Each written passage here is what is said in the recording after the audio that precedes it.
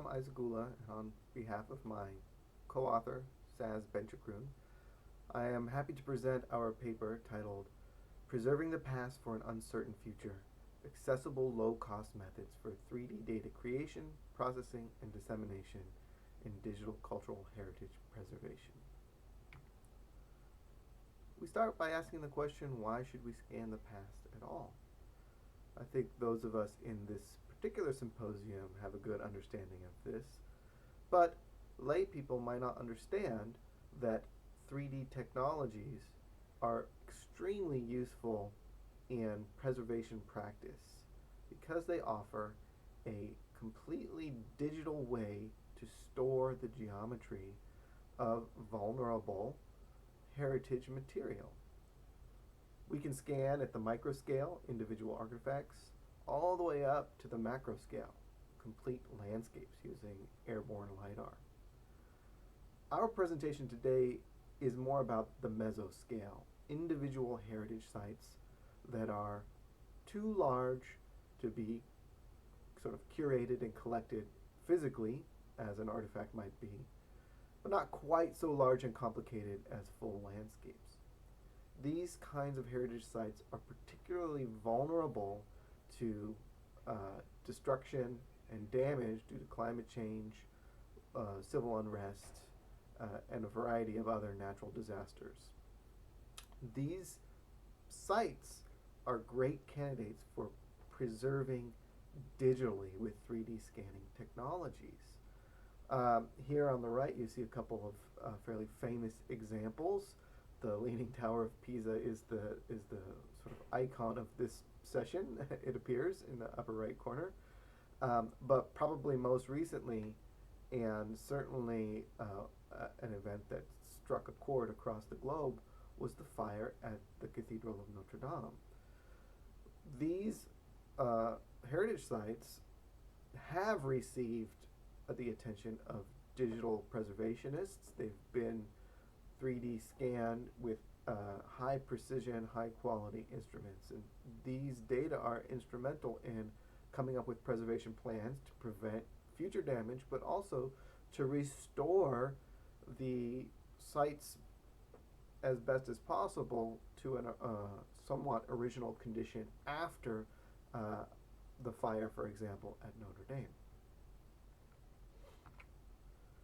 Now, a big question is who gets to participate in this kind of digital preservationist work and who is left out. Unfortunately, the professional grade scanning equipment is extremely expensive.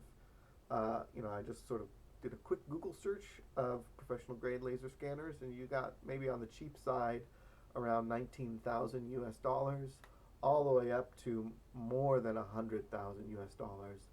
And through informal conversations, I know that you could spend a couple hundred thousand US dollars on this kind of equipment.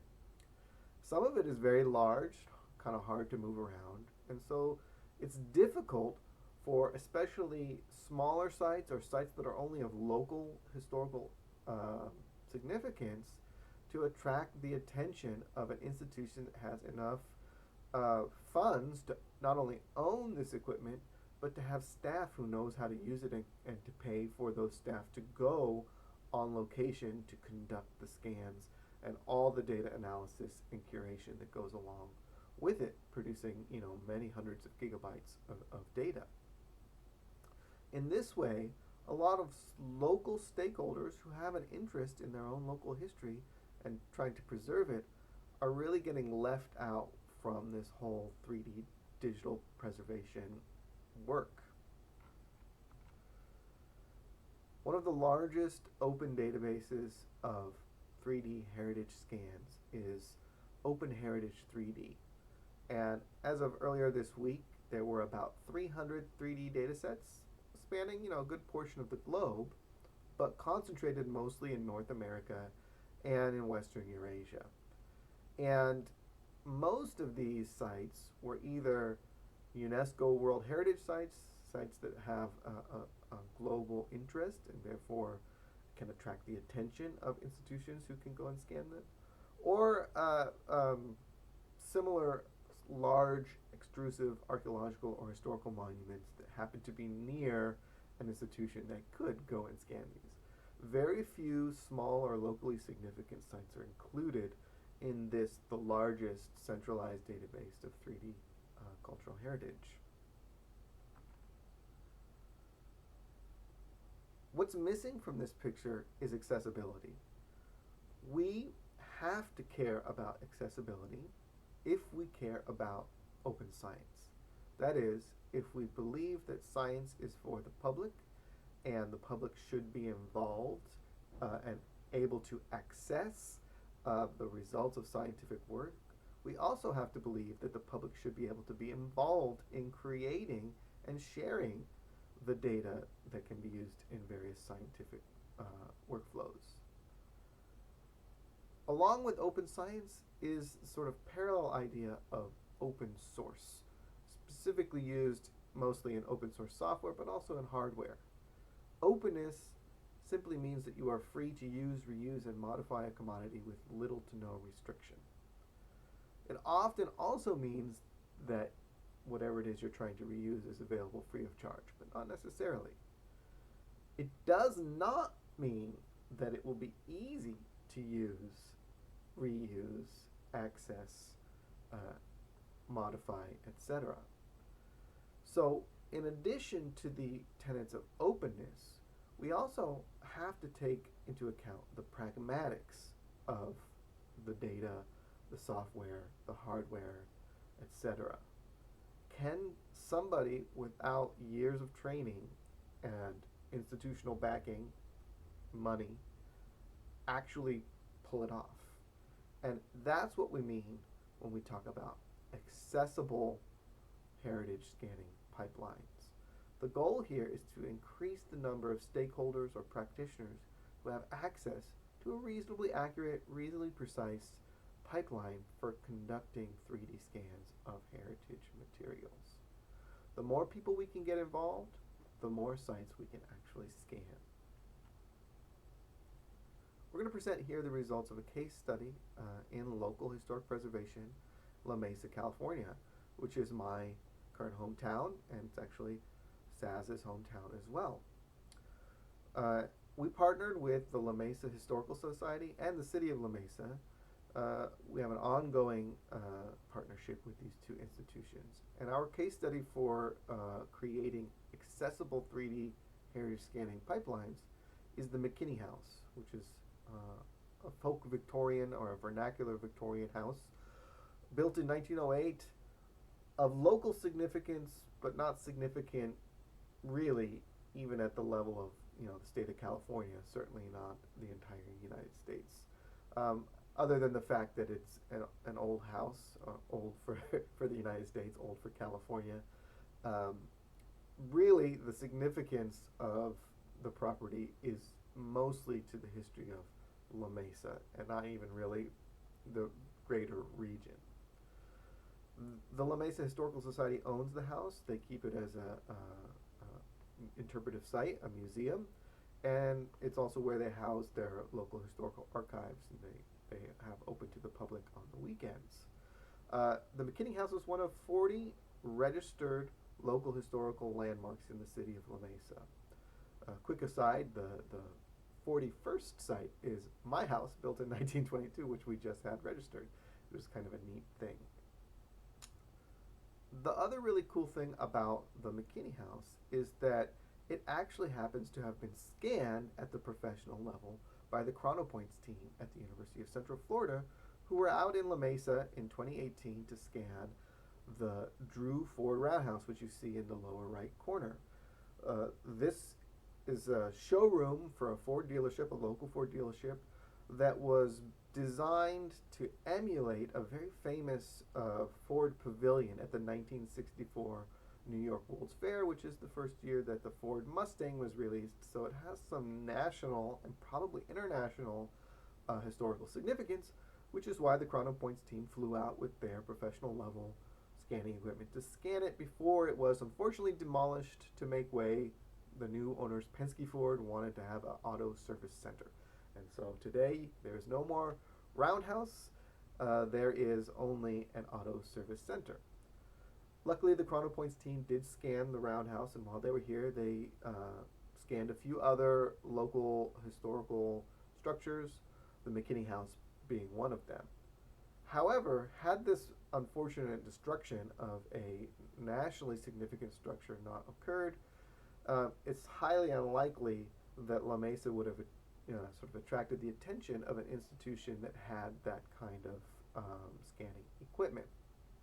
Now, I have been working with the Historical Society and the City of La Mesa to conduct street-level surveys for historical resources because the city's ordinance has loopholes that allows these structures to be destroyed if they're not on a very specific inventory of structures that need some higher level of planning oversight.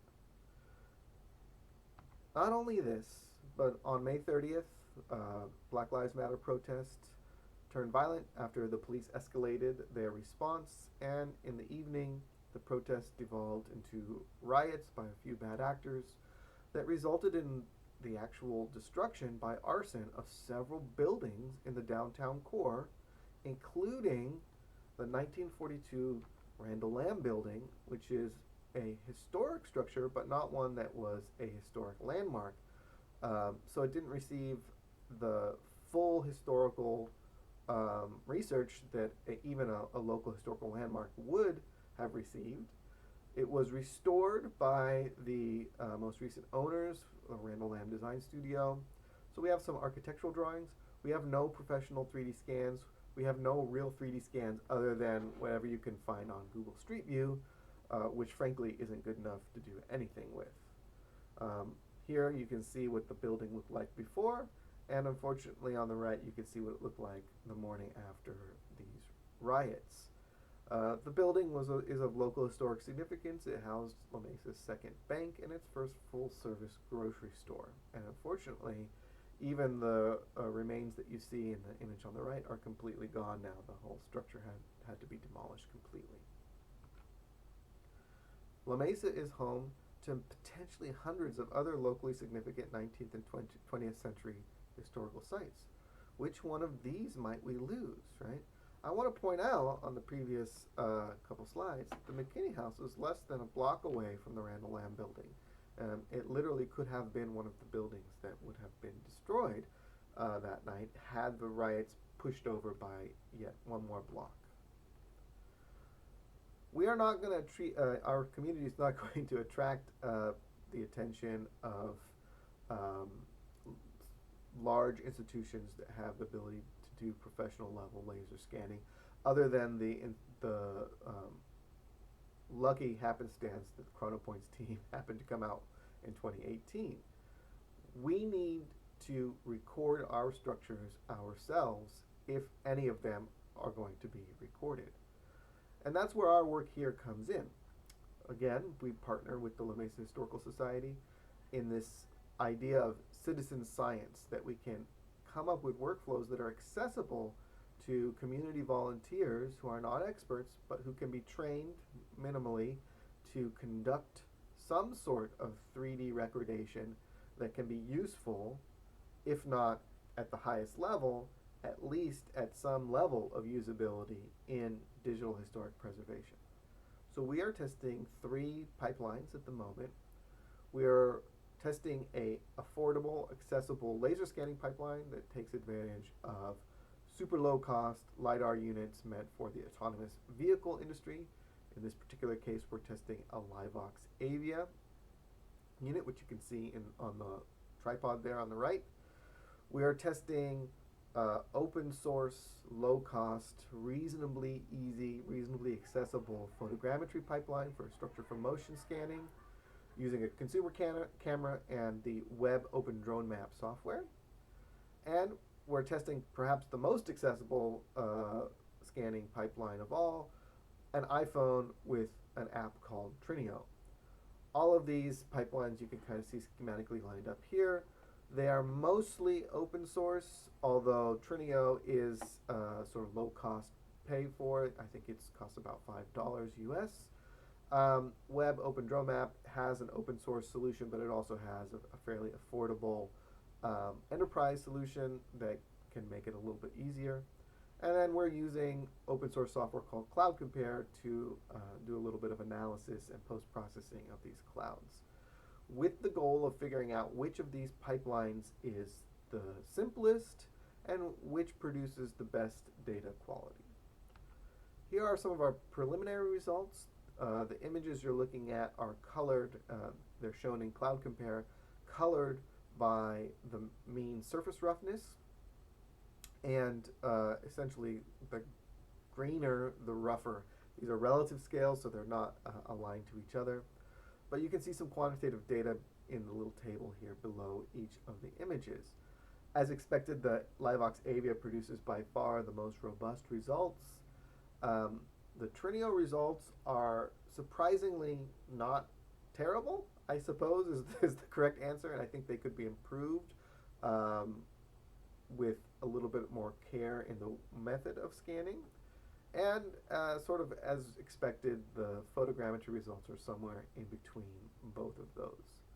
I should point out that our initial scans were conducted by Saz, my co-author, who has experience in GIS, but not a lot of experience in 3D scanning in the field. So I think it's a reasonable facsimile of a somewhat novice 3D scanning practitioner coming to terms with each of these workflows. So I think the results that we're looking at here give us a good sense of what might be expected from a citizen scientist trying to figure out each of these pipelines. Now, creating the scans are the first part. The second part are figuring out how local institutions without lots of budget could utilize the 3D scan data, particularly in the Web 3D internet-based format. And I'm going to show you the results that we have come up with using probably the most accessible pipeline, which is to upload to Sketchfab and use their embed code. A second most accessible pipeline using something called Model Viewer, which is a simple copy and paste JavaScript code that you can put into your website if you host your own data. And we haven't had a lot of success ourselves with Potree, but I will show you in a couple slides the results of using Potree, which is also open source. So here's a website. This is a Github Sites website, completely free. And here you can see what Model Viewer Interactive Web 3D Viewer looks like. This is the Livox Avia. We did have to decimate this because it is bandwidth limited. Model Viewer tries to serve the entire model at once, and if you try and go with 2 million points, it takes a long time to load, unless you have very fast internet. Here is Sketchfab for the same model. You can see you have to click on it, and then it sort of zooms in, and it's the same basic 3D interaction. And we have the other 3D data sources, including WebODM, and here we just have the point cloud derived from Trinio. And it wasn't too terrible. We have the code we used posted here on our website as well. It wasn't too difficult to do this, and we think that with a modicum of training, whether or not GitHub Sites is the best venue for this, or something like Google Sites could be used to do a pretty good, relatively simple, relatively accessible website that an institution like the La Mesa Historical Society could leverage to do some sort of online 3D interpretation of some of our local historical resources. In the last minute here, I just want to say that we are continuing this work. We're continuing to partner with the City of La Mesa and the Historical Society. We just the other week conducted scan of this historic water fountain in a local park that originally dates to the late 19th century and is slated for demolition, and then a replica is going to be put back in the middle of town where the fountain originally was. We're going to work with the ChronoPoints team to compare our scan data with their professional scan data so that we can get a baseline sort of comparison in quality for a citizen science-based approach versus a professional-based approach, so we can know the extent to which some of these data pipelines could be used for different kinds of preservation work.